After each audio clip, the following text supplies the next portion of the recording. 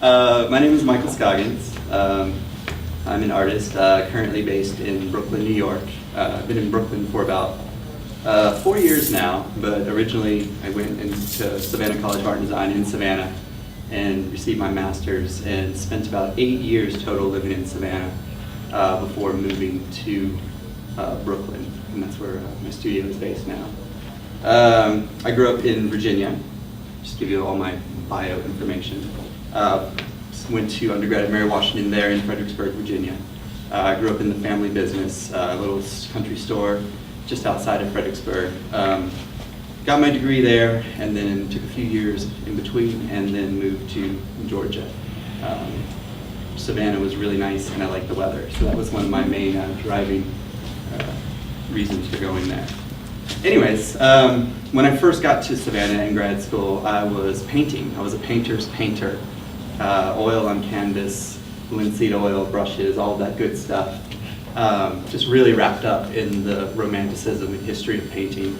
I had started creating these large political narratives based on characters, Uncle Sam and Lady Liberty, and they were kind of pitted against each other, fighting for the souls of America, basically.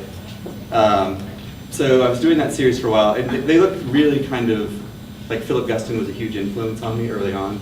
So that was kind of, they were basically just cheap knockoffs. I don't even pretend to be anywhere near as talented as Guston, but I was making an attempt. So I got to about halfway through the program there and found that those paintings really weren't speaking to me or to anyone else, really. Some of my former peers that are here today can vouch for that. And I decided that painting wasn't for me anymore. I'd kind of lost my way and was really looking for a new way to express my ideas. I thought I had a lot of good ideas, but painting wasn't expressing them correctly. So I stopped painting, put the brushes away, and I started looking through my sketchbooks and just flipping through and looking at the sketches and the drawings. I was like, oh, these sketches are way, way better than the larger paintings that, you know, that they came from. And so I wanted to find a way to create large drawings that captured that essence and that energy that the smaller sketches had. So through some experimentation and a lot of failures, I came to this format, the spiral bound notebook sheet. At that time I was actually sketching in spiral bound pad, so a lot of my sketches were there, and it just kind of like the light bulb just kind of went off. And I was like, oh, you know, this is a very familiar object that everyone knows and everyone can relate to, and everyone's doodled on them or has written on them. And I was like, well, now I'm going to do that and recreate it. And since I was a painter, I painted at about this scale. I wanted to enlarge them and draw at this scale. The original project was I was going to create this character, Michael S., and he was going to mature as the series matured.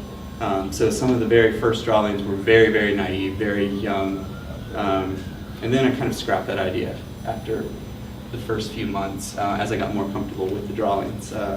So taking these very naive looking drawings and then always putting some kind of political or adult element into them. Because what I wanted to do was offer something for everyone. Like you have the notebook format, which everyone can relate to, and it kind of, at the side, they kind of demand that attention. That's how that was originally set up. And then you have these drawings that were kind of very naive, some are funny, and a lot of people just kind of see it as that. But then there's also another layer where there's like a political discussion going on or some kind of commentary.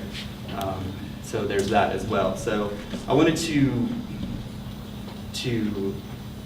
get to the largest audience possible. Because in the art world, it's a very small audience. We were having this discussion last night. You know, it's like 1% of the population. I didn't want to just settle for that. I wanted to get out and get the work, you know, seen and enjoyed by as many people as possible. So this was kind of, it still is my attempt to present something that will have a little bit for everybody. A lot of the original drawings, like I said, were very naive. And thankfully, my mother had saved tons and tons and tons of drawings from when I was a child. So I had a lot of things to draw from and use as reference.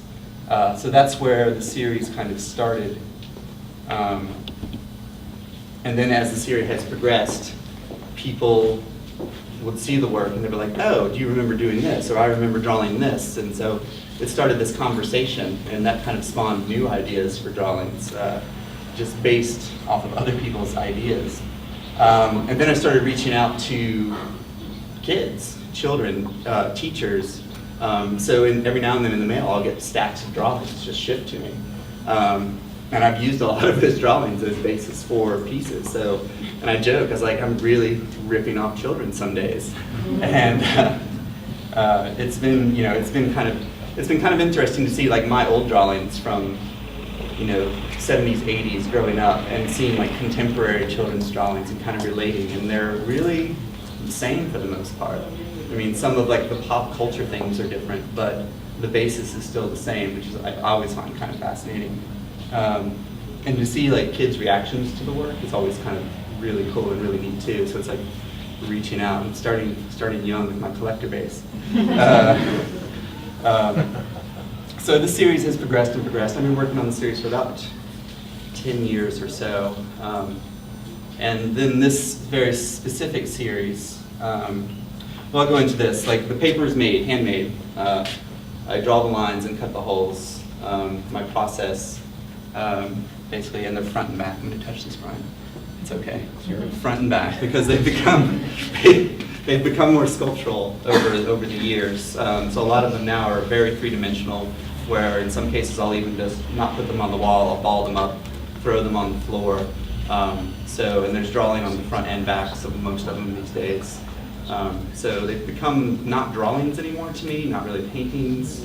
I just call them art things, art objects, because they have a little bit of everything. The folds and the rips and the tears, want to add like a history to each piece, because this is, the notebook is a very throwaway thing in our culture. It's something that you write a note on and it goes into a drawer, it gets stored away, and you don't see it for years and years until you might be cleaning out something and you come across things. So I wanted to treat these the same as the smaller versions. I'm very abusive to my art. I scare a lot of curators when I handle my work, because I will shape them and rip them and tear them. It becomes a very physical thing. So yeah, I get asked a lot. I was like, wow, the tear in that piece. It's like, yeah, it's supposed to be there, don't worry about it. Or they're just kind of like, at first people didn't really know how to react to them, because I'm basically abusing fine art. The idea, part of the other concept was to knock fine art off its pedestal and make it the same as, its smaller cousins, basically.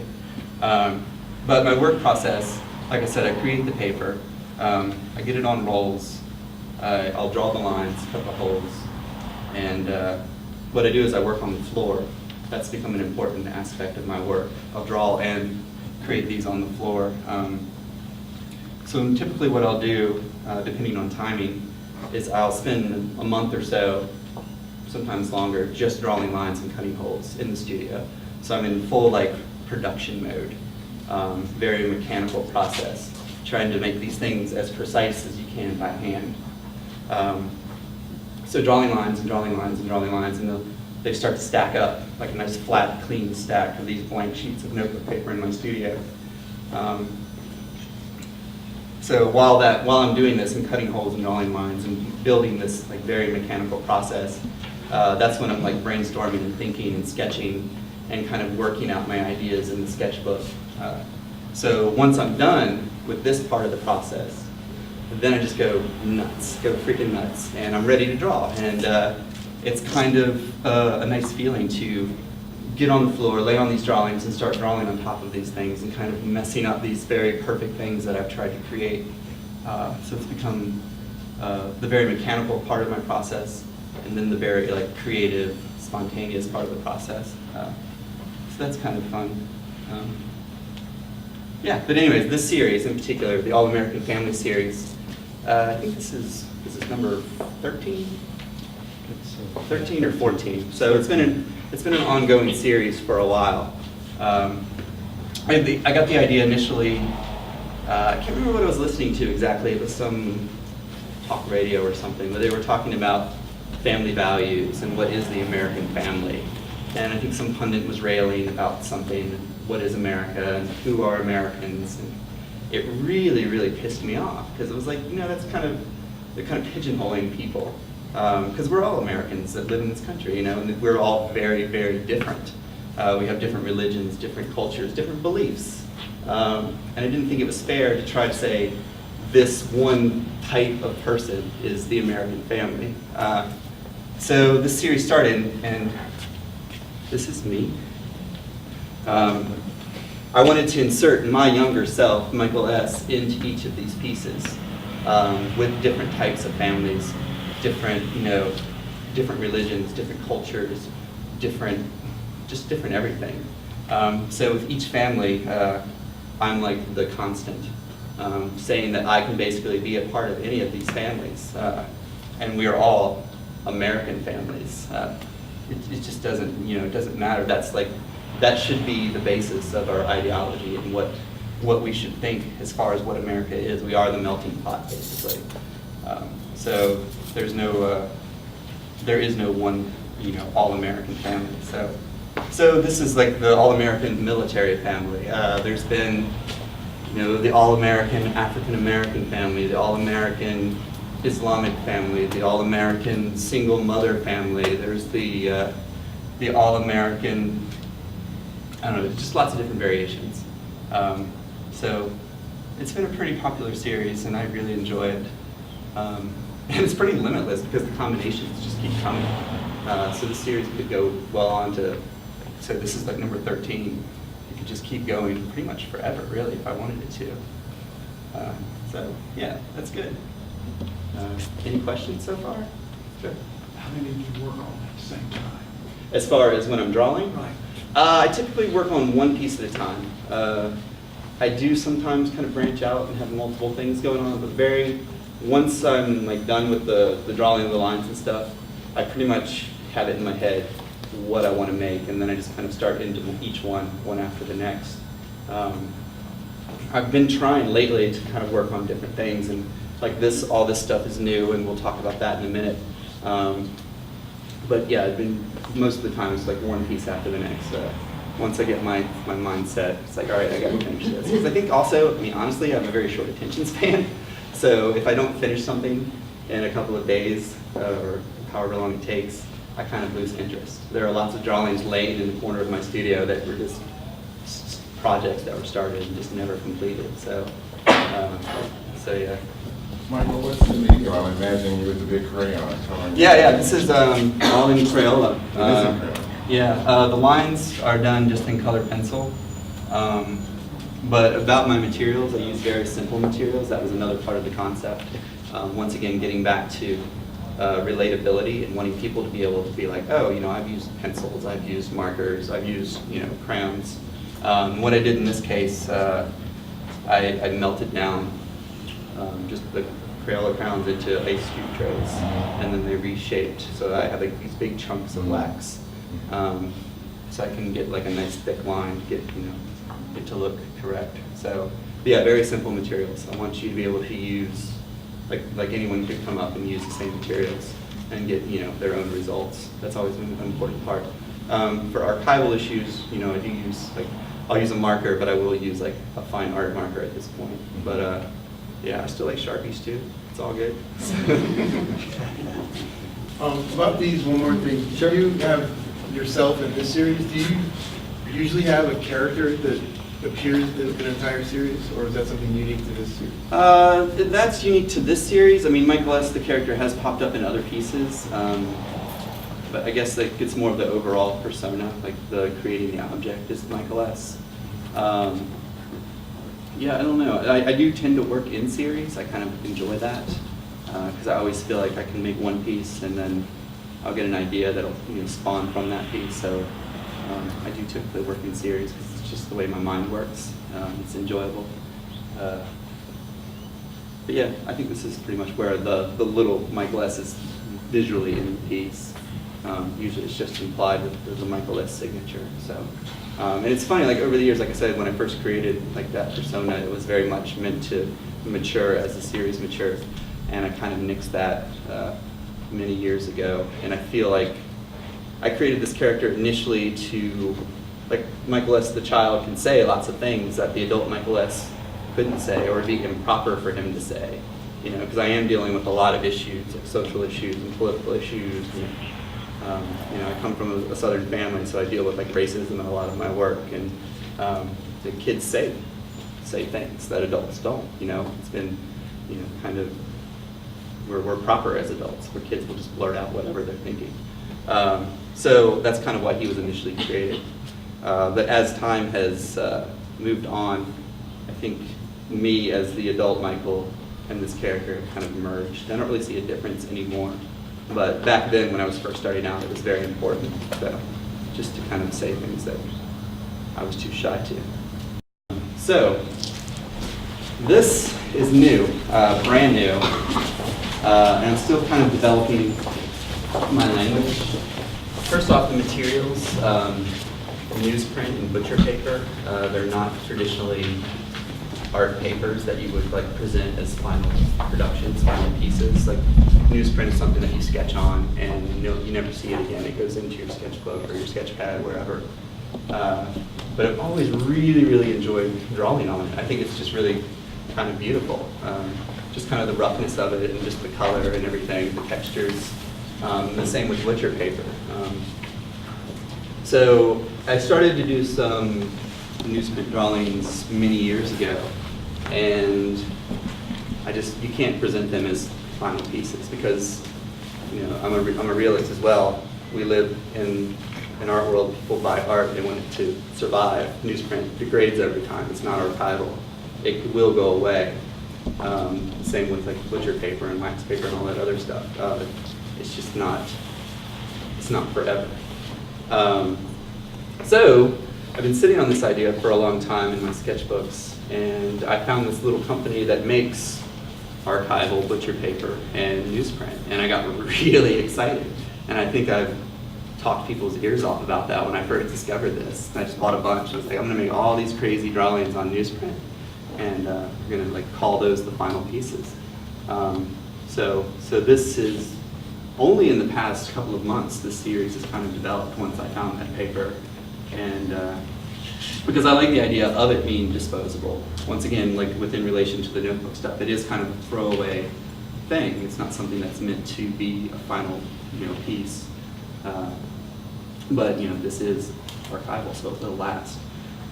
So I'm presenting these pieces that are destroyed and crumpled and will degrade over time. So I got the idea and I started sketching out all these words and things. Just kind of thinking about how culture is today and how media and society is kind of dividing us and pitting us against each other through a battle of words and a battle of ideologies. And I think for most of the time it's mainly for profit. It's not real, you know, it's not real ideology, it's for money, it's money driven. So I make no bones about it, I'm very left-leaning in my politics, but I'm also very practical, and I think we all have to talk to each other, because that's what this country is about. It's about discussion and conversation, and I think there's not a conversation much anymore. It's all about yelling at each other, trying to outdo each other. So this series is about words, and words that should have certain meanings, but the meanings have been skewed over time, because they've been hijacked by, you know, media and political agendas. And I'm physically destroying these words because the meanings have changed over time. Not only in the paper that it's on, but I'm also going in and grinding them and trying to erase them and destroy them and really just beat up the paper. Like I'm very physical with the larger works, but with these I'm really, really just beating the crap out of them, basically, really destroying them, rolling around on the studio floor and just really roughing them up, and just trying to destroy these words, basically, which have been, in my mind, destroyed in our culture. So, different ways of doing it, whether tearing them, wrinkling them, blocking them out completely like this one, or just going in with an eraser. And what I'll do is I'll really, really grind these words into the paper over and over and over again, so it makes it really hard for me to erase them. Because I'll spend days trying to erase these words that I've ground into the paper. So, because the idea is these words are part of what we are, as our culture. Like, democracy is a very important thing. So I want to make sure that it's very strong and a very solid word. And now I'm trying to destroy it to basically make that statement. So does that make sense? Like I said, it's pretty new to me still, so I'm still trying to figure it out. So I don't know, it's brand new, and I have, like, each piece kind of has sparked an idea for the next one and the next one and the next one. So there's a lot more of this on the way. We kind of hung them like together like this, which I wasn't sure about at first, but I feel like it really kind of worked. Kind of hit you with one message rather than little individual messages. So I think that was pretty successful. But like physically, like poking holes into the paper, and like I found there were some nails sticking out in my studio, and I was like slamming it against the wall. Like, the people next door probably thought I was crazy. I was doing some kind of weird dance or having some kind of cult ceremony or something. I don't know. So how do you know when these are done? Because yeah. There's varying degrees of destruction. So I mean, you just physically exhausted and stop, or? Sometimes, it's just kind of experimenting with what the paper will let me do. There are some that didn't make it. I mean, I got to the point where I destroyed them just too much, and they started to shred and just kind of became tissue paper. Depending on the piece, it just kind of was a gut feeling, to be honest. Just kind of like, oh, okay, that's enough for now. And then I started to physically like fold the paper and create like horizon lines and various things like that. So without actually drawing, dividing the paper up and dividing it up into sections. I got kind of interested in that in some of the last several ones. So there's lots of ways to draw rather than just with a pencil. How do you archive these drawings in your studio? Because basically you destroy it and then you have to flat it, right? Or you keep it in a special box? Or? Not really. I mean, I'll pack them very loosely. I'll wrap them, and put them in a loose box. But they do flatten out some. And when we were actually installing the show, I had a bunch of my students come up from Savannah with me. And they had spent all day. They placed all this, and they did a really good job.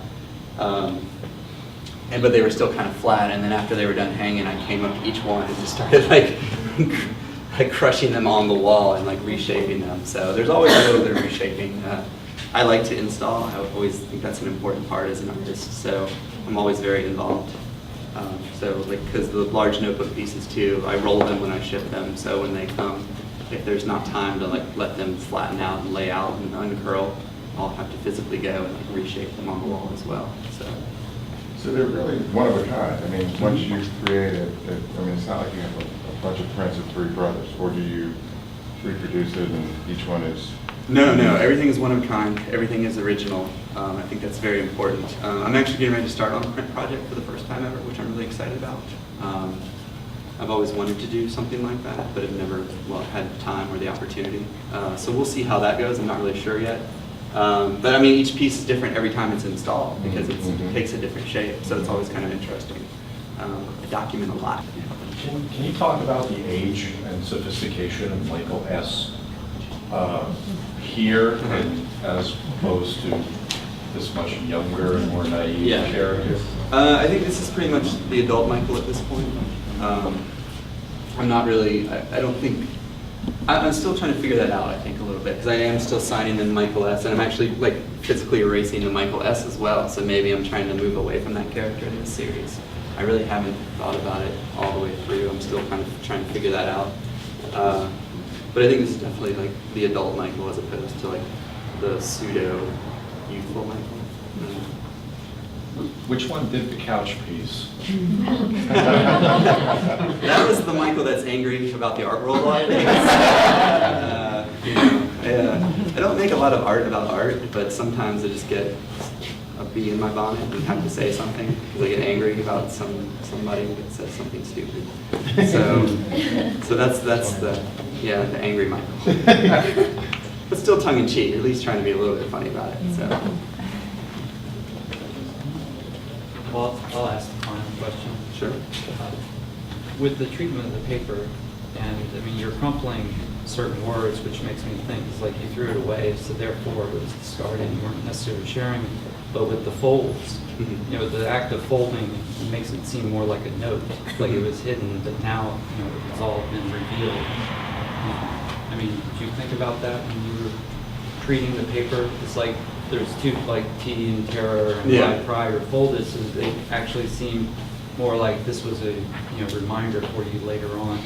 Or Yeah, I think the folds, like I said before, became kind of just compositional elements, creating like lines and separating certain sections of the paper from other sections of the paper.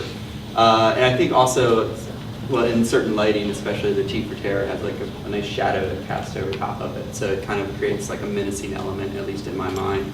And then the other one that's curled over, that says your feelings in the bottom corner. So, and then there's this Michael-esque kind of looking down from the clouds. Like I like to play with art ego a lot as well. I think it's kind of funny. I kind of make fun of myself and other artists because sometimes it can be really ridiculous.